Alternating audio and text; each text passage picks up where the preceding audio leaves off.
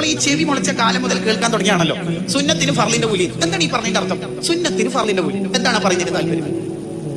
ഒരാള് സുബീക്കും വേണ്ടിയിട്ട് 4 എന്നിട്ട് 12 വരെ നിസ്കരിച്ച് 2000 റക്അത്ത്.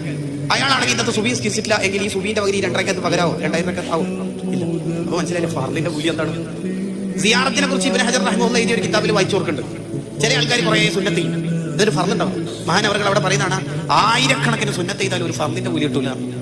ആ ഫർളിന്റെ കൂലിയല്ലേ. ഇപ്പൊ നാളെ വ്യാഴാഴ്ച, വ്യാഴം എന്ന അർത്ഥത്തിൽ നഖം വെട്ടൽ സുന്നത്താവണം അല്ലെ? നമ്മൾ നഖം വളർന്നില്ലെങ്കിൽ അത് റമദാനിൽ ചെയ്താൽ ഒരു ഫർളിന്റെ കൂലി. ഇപ്പൊ നിങ്ങൾ മജ്‌ലിസ് കഴിഞ്ഞിട്ട് അടുത്ത് കാലം വെച്ചിട്ട് പള്ളിയിൽ ഇറങ്ങിയാൽ ഫർളിന്റെ കൂലി. ഈ ഫർളിന്റെ കൂലി എന്ന് പറയുമ്പോൾ ഈ കൂലിയുടെ വില മനസ്സിലാണെങ്കിൽ ആഖിറത്തിലെത്തണം. ഭൂമി മുഴുവനും നിനക്ക് തരാടോ, നിന്റെ ഒരു സുന്നത്തിന്റെ ഫർളിന്റെ കൂലി തരുമെന്ന് വെച്ചാൽ ആരും കൊടുക്കൂല, ഒരാൾ കൊടുക്കൂല. ചിലപ്പോൾ 49 നന്മ 51 തിന്മന്റെ ഫലത്തിൽ ഇയാൾ തോറ്റുപോയിരിക്കുമ്പോഴായിരിക്കും ഒരു സുബ്ഹാനന്റെ ഖദർ വന്നിട്ടാണ് അയാളെ രക്ഷപ്പെടുത്തുന്നത്. അതുകൊണ്ട് ലാ തഹ്ഖിറന്ന മിനൽ മഅറൂഫി ശൈഅ, ഒരു നന്മനെ നമ്മൾ ചെറുതായി കാണാതെ റമദാനിന്റെ ഓരോ സമയം മുതലാക്കും.